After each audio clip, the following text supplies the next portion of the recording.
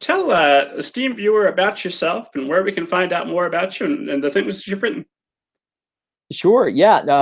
So I live in London. Despite my accent, I live in London, England. I've been here for about 12 years. I grew up in Canada originally, but I moved around the US quite a bit. So I moved over from LA just over 12 years ago. And I've done lots of different things within the entertainment industry, but I'm primarily a writer, creator, television producer. And there's loads more than you ever wanted to know about me at jeffnorton.com. Can we ever know too much? There is too much, yeah. Probably so.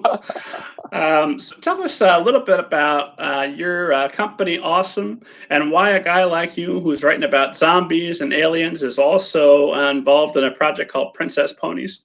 Yeah, that's a good question. I mean, I really see myself as a storyteller, as a creator, first and foremost. And Awesome Media and Entertainment is the production company that grew out of the things that I wrote. And it's really awesome is two things. It's a production company, so we work with co-production partners and broadcasters primarily to bring books to screen, which is the area that I've been involved in for a long time now. And then we also are getting increasingly involved in publishing and bringing optioning in other people's book rights so that we can help bring those to the screen as well. But to your question about Ponies, I write things I'm passionate about, and I try and help others do the same thing. But the Ponies project is actually one that's very near and dear to my heart. So a bunch of years ago, probably 6 or so years ago, my little niece, Isla, who's now north of 10. She's now just turned 10. At the time, she was graduating out of Dora the Explorer. And you probably know Dora. It's a huge, big franchise for Nickelodeon. Unfortunately, we're very familiar with Dora the Explorer at the Kent household, yes.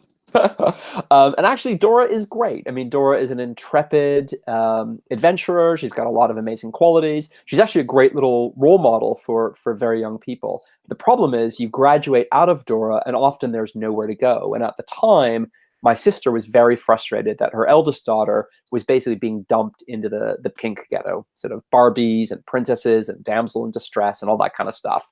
And so she asked me if I could do something about that. Now, at the time, I was writing a series called MetaWars, which is a young adult tech thriller. And I thought, I don't know I can't do anything about this. I'm not able to create something that would, be right for young girls. But the more I thought about it, I thought, actually, I probably could. So despite its pink and sparkly covers, Princess, which I think is, there's one here. This is one of the books that I think they sell these at Costco, at the club stores. Despite the pink and sparkly covers, it's basically ass-kicking swashbuckling for little girls. It's think The Hobbit or Lord of the Rings for 7 or 8-year-old girls.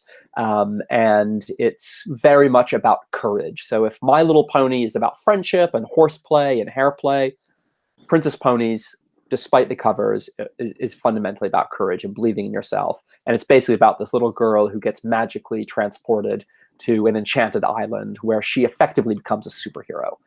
So in a way, I think it was a little bit ahead of its time, but the books have done phenomenally well. They're published by Bloomsbury, who are the same folks that publish Harry Potter. There's 12 of them now. We're working on 4 more, so there'll be 16 in the series, and people just can't seem to get enough of them.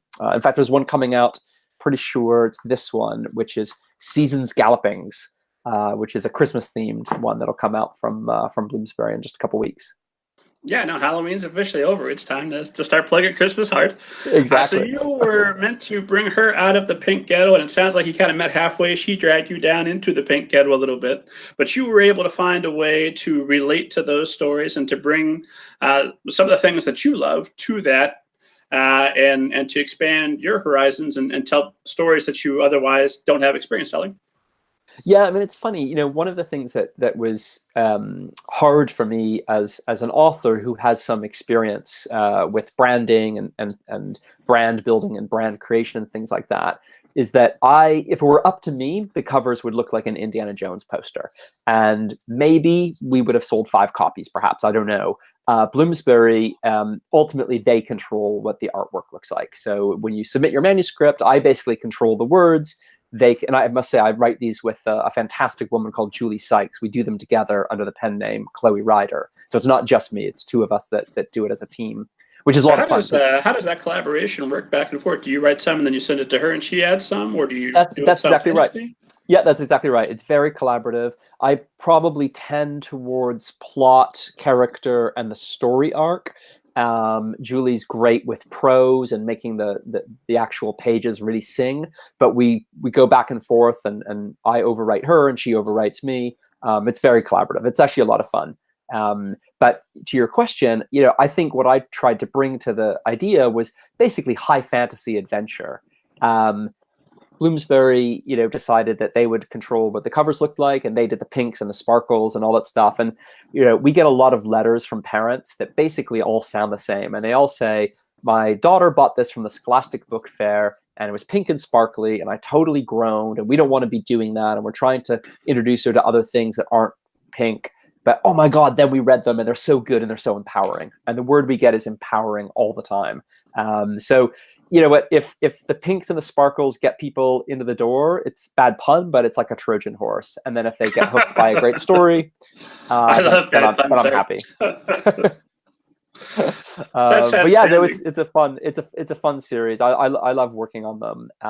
And it's funny because it's not, and the only reason they're primarily not under my name, one is because it's a collaboration, but two, at the time I was writing these MetaWars books, which are pretty hardcore, fairly violent, kind of in the Hunger Games, Maze Runner kind of space. And I didn't think that parents of 7 or 8-year-old girls would want to buy a series from this guy, Jeff Norton, who is also known for writing these high-octane tech thrillers. So that was the decision I made. For right or wrong, I don't know if I got that right, but the books have done really well, so I'm happy to see them out there in the world.